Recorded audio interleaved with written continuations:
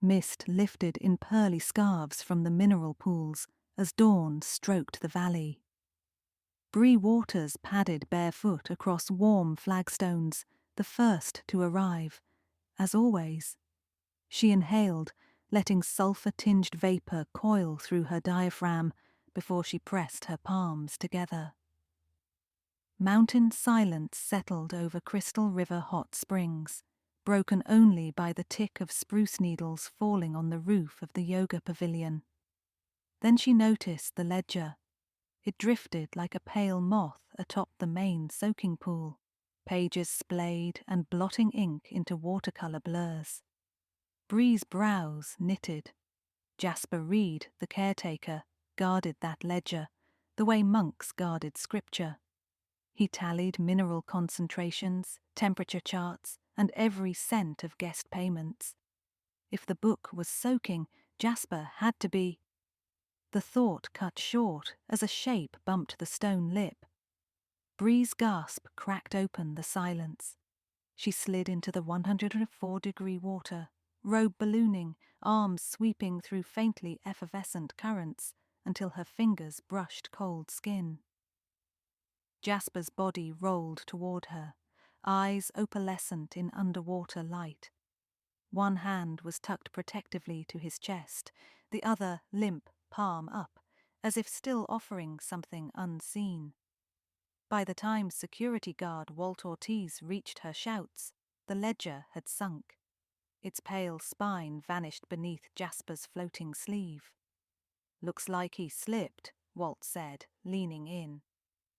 Bree, shivering despite the heat, noted the neat bruise blossoming behind Jasper's ear. Walt didn't. Neither did half the staff who gathered in muttering clusters when Sheriff Ada Lockwood arrived. Bree wrapped herself in a towel and let the detective questions swirl past like another kind of steam. There was no room yet for answers. There was only the bruise, the ledger, and something cold coiled inside Bree's solar plexus. "Ground yourself," she urged her mid-morning vinyasa class, though her own footing felt treacherous. 12 guests flowed through Warrior 2 on the cedar deck, while Bree's mind chased Jasper's final moments. The pool beyond looked tranquil, mocking. She held her arms wide, breathing through jittery pulses. When class ended, Marisol Crane, owner of Crystal River, waited at the steps in earth-tone linen. Her smile, warm as the geothermal vents, shrank when guests dispersed. "Such a tragedy," Marisol murmured, sliding oversized sunglasses into her hair. "I trust you'll keep rumor from spreading." "I'll try," Bree said. But Jasper didn't just drown. Marisol's manicured fingers tightened on her tumbler of cucumber water. "Let Sheriff Lockwood handle it." Bree almost reminded her that policing truth was like policing breath. You could only hold it for so long. Instead, she bowed politely. When she straightened, Marisol had already turned, phone at her ear. The staff gathered that afternoon in the Cedar Room. Bree arrived to find Theo Lang, the resort's lanky financial controller, peeling back the ledger's warped cover. Sheriff Lockwood had released it after initial photos, deeming it evidence of nothing but bad ink. "It dried quicker than I expected." Theo tapped the pages with a stylus. "Inks bled, but the numbers look intact." Bree leaned closer. Columns of dates, mineral shipments, maintenance costs. Odd, though, every third-page corner showed a knife-clean tear. "Missing leaves," she whispered. Theo shrugged, flashing braces that made him appear younger than 33. Jasper kept messy books. Not messy, Bree thought. Meticulous, like his bead-string moustache and perfectly aligned deck chairs. She noticed Theo had circled one entry in faint pencil. "N-Batch 14, hold." "What's N-Batch?" she asked. "Ask the lab tech," he said, shutting the cover. The lab tech, Lila Song, was stewing tea in the staff kitchen when Bree found her. Lila's cobalt hair glimmered against the stainless steel counter. "N-batch," Bree began. "Does that ring—" "Lithium trials," Lila cut in, eyes moon-wide behind plastic frames. Jasper hated them, said the springs were healing enough without dosing. She added honey to her cup. "Please, Bree, don't drag me into sheriff statements." "You're already in," Bree replied softly. The caretakers oversaw water samples. Jasper was furious at anything jeopardizing purity. Bree remembered the night he stalked into the reception lodge, muttering about pH lies and money over minerals. She thanked Lila, pocketing the clue. If someone slipped extra lithium carbonate into a pool labeled natural, and Jasper documented it, motive followed as naturally as steam from stone. Because truths sometimes hide in breathless moments, Bree scheduled a twilight meditation near the secluded river pool, far from prying ears. 5 guests showed. So did Clayton Brooke, a real estate developer flirting with buying adjacent acreage to build high-end cabanas. He assumed lotus pose with a practiced grin. Bree guided the group through quieting inhales, eyes half open to watch clay gold ripples under lantern light. Between gongs, she whispered, "Allow thoughts to surface like bubbles, observe, release." The bubbles tonight were words. "Environmental pushback," Clayton murmured post-session, while others drifted away. "If certain data prove contamination, investment spooks, numbers shift." He flicked condensation off his water bottle, expression cautiously neutral. "You were Jasper's friend. Did he mention data?" Bree heard the ledger rustling like wet wings. "Why ask me? You teach half the staff," he said. "You listen." She met his gaze. "Listening isn't leaking." Clayton smiled. "A shame. Investors pay well for certainty." As he left, Bree noted mud on his designer hiking boots, though the river trail had been cordoned since morning by sheriff's tape. Either he walked past boundaries, or he'd been somewhere private enough to dirty his soles, maybe disposing pages torn from a ledger. Sheriff Lockwood requested formal statements the next day. Bree sat opposite the lawwoman in an office scented faintly of eucalyptus. Lockwood's silver braid pooled over one shoulder, her voice low. "Autopsy confirms blunt force trauma preceding drowning," she said. "No defensive wounds. Whoever hit him knew the layout, Jasper's schedule." "Staff rotations are posted," Bree offered. "And there's construction noise all week. Someone could sneak." Lockwood drummed fingers on a yellow pad. "Your connections run deep here. Hear anything?" Bree hesitated. Telling scattered fragments felt premature. She needed the full sequence. If she named suspects without proof, truth would topple like an unsteady tree pose. She exhaled. "Not yet." The sheriff's eyes narrowed. "Yoga teaches clarity. Help me see." "I will," Bree promised, "once I'm sure." That evening, a storm climbed over the ridgeline. Wind plucked tents, rattled spar chimes, and flicked breakers in staff housing. Bree's cabin darkened. She lit beeswax candles and flipped through her own notebook, not poses, but questions. 1. Missing ledger pages contain water analysis. 2. Who benefits? Marisol, protects brand. Theo, covers finances. Clayton, secures permit. 3. Jasper threatened to expose. How? A knock startled her. Theo stood in the doorway, face washed by lightning. "Power's sketchy," he said. "Come to admin. Generators running. I'm reviewing numbers. Could use another set of eyes." Bree followed into the main lodge where fluorescent lights buzzed over evacuated guests nibbling trail mix. Theo beckoned her behind reception, past a staff-only sign, into the accounting bunker. He kept backups, Theo began, pulling a flash drive from his pocket. I found it taped under the cash drawer, password locked. Thunder cracked. Bree flinched. Why bring me? You're calm under pressure, he said, rubbing his temple. And Jasper once mentioned your middle name. Might be a hint. My middle name is Bree Seawaters, she sighed. Parents were hippies. Theo typed Seawaters. Nothing. Then Jasper loves Wren. Incorrect again. Bree eyed a Polaroid pinned above the desk. Jasper holding a yellow canary perched on his finger outside the pump house. Underneath, scrawled handwriting, Wren always comes home. Try Wren, Bree suggested. Access granted, files unfolded, chemical assays, expense ratios, and a folder titled N Batch. Inside, a PDF glowed as lightning flashed again. Lithium carbonate enhancement trial, confidential. Tables showed elevated lithium up to 150% in select pools labeled premium. Another document, email threads. From Theo Lang to Marisol Crane, Clayton Brook. Subject, revenue forecast, WOMS N batch. Theo's gulp filled the humming silence. I only projected numbers. Marisol wanted options. Jasper, he wasn't supposed to find this. But he did, Bree said, voice quavering. And now he's dead.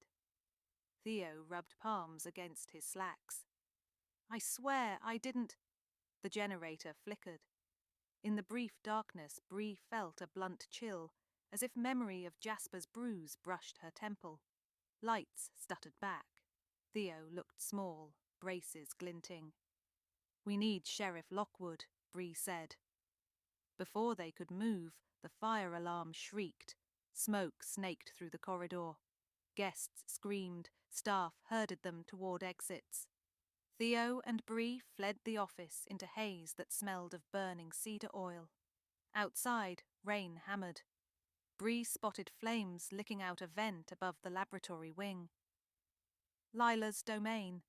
The sprinkler system failed to engage, water pipes likely cut. Pandemonium churned among glossy puddles. Bree's crisis training snapped in. Meeting point by the stone arch, she yelled, guiding trembling spa-goers.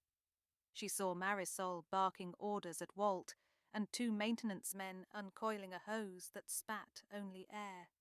Someone wanted evidence gone.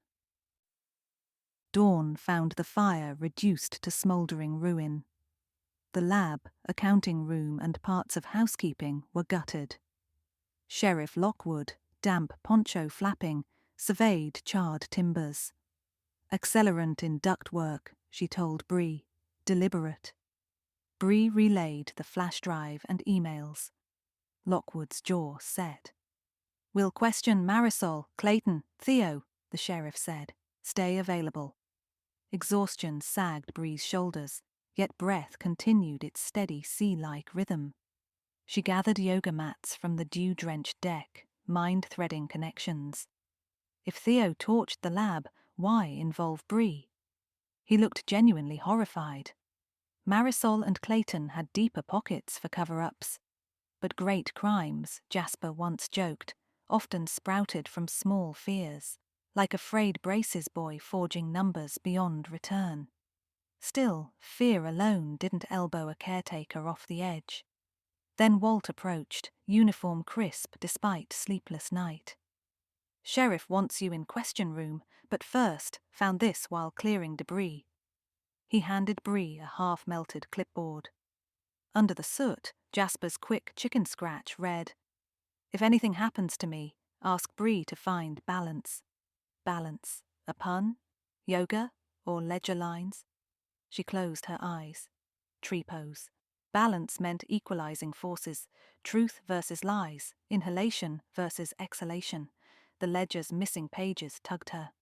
Balance sheet. She hurried to the storage barn that escaped fire. Inside, resort bikes lined one wall, life jackets another. She remembered Jasper sometimes napped here when boiler alarms rang at night. In a loft above hay bales, she found a tin box labelled Wren. Inside, the torn pages, crisp, unharmed. Each contained side-by-side columns, actual lithium ppm versus stated ppm in brochures. Below, Jasper's note, presented to Marisol 316. Response: we adjust narrative. Danger rising. Theo complicit? Not sure. Must inform Bree tomorrow. Bree's breath shook. Jasper died the next morning, ledger shredded to hide absence of these pages. Footsteps crunched outside. She tucked the pages into her leggings waistband. Clayton's voice drifted in. Bree, you okay? Shadow loomed in doorway. I'm fine, she said, descending ladder casually. Sheriff needs everyone, he said, but eyes flicked around loft. Whole place smells like wet dragons. He held a folded umbrella. Its metal tip was nicked, suspiciously bruise-shaped. Nice umbrella, Bree ventured. He twirled it. Corporate gift, durable. They walked together toward the lodge, rain dripping from pines. Bree's heart thundered softer now. Breath steadied. She visualized scales, on one plate, Jasper's evidence, on the other, those who'd tip fortune in their favor. Clayton cleared his throat. Terrible, the fire, records gone. Not all, she said, watching a hawk slice the clouds. Backups survive. His smile chilled. Then we'll see where truth lands. Sheriff Lockwood assembled staff in the half-standing auditorium. Charred beams cast zebra stripes across the floor. She addressed them from a folding chair as deputies hovered near exits. Evidence suggests Mr. Reed was murdered to conceal illegal water alteration and fraudulent marketing, she announced. We have digital records and witness testimony. Clayton gestured, voice smooth. Surely we need context before accusations. Context arrives now, Bree said, stepping forward. She produced the pages. Gasps rippled. Lockwood read silently, then raised sharp eyes. Where'd you find these? In Jasper's loft hideaway, Bree answered, voice clear. He trusted me to restore balance. Marisol exhaled a shaky sigh. Those numbers were preliminary. We never implemented large-scale changes. Theo shook his head. We did on test pools. Your directive, Marisol. Premium rejuvenation. I modelled profits, yes, but you greenlit. Marisol opened her mouth, closed it. Clayton chuckled. All this fuss about trace minerals. Investors want results. Enhanced waterworks. Enhancement without disclosure is fraud, Sheriff snapped. And a caretaker opposed it. Now he's dead. She signalled a deputy who approached Clayton. Clayton stepped back, tapping his umbrella. This is absurd. Umbrella, Bree said. May we see it? He hesitated. Deputies seized and unscrewed the tip. A smear of dried rust brown clotted inside. A blow enough to stun, matching Jasper's bruise. You confronted him? Bree asked. Clayton's jaw tightened. He wouldn't listen. He threatened to go public, sink the expansion. I only meant to scare him. He slipped and... He was struck, then held under, Lockwood corrected, cuffs clicking. Arson. Clayton's glare slid to Marisol, then Theo. I handle property, not buildings. Eyes turned to Marisol. She trembled but lifted chin. I didn't kill Jasper. I paid someone to erase paperwork. She looked at Theo, who paled. I lit no fire, Theo stammered. Marisol told me destroy files. I panicked, started small burn in trash, thought sprinklers would douse it. But valves were closed, Lockwood supplied. Premeditated. I swear, only paperwork, Theo cried. Bree watched the moral edifice crumble. Clayton for murder, Marisol for conspiracy, Theo for tampering, arson, balance tipping toward justice. A week later, peace seeped back into Crystal River. The lab was a skeleton, but the springs bubbled unchanged under morning sun. Bree guided a reduced class through sun salutations, inhaling crisp pine and honest sulphur. After class, Lila approached. State inspectors arrive tomorrow. Real chemical transparency. About time, Bree smiled. Sheriff Lockwood, boots crunching on damp gravel, waited by the pool. Charges filed, she said. We'll restore the resort's name. Jasper would thank you.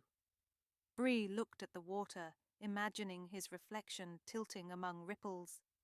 He asked me to find balance. I only followed the breath. Lockwood nodded, tipping her hat. Sometimes breath is enough to move mountains. Bree knelt by the pool, touching its warmth. Steam curled through her fingers like cathedral incense.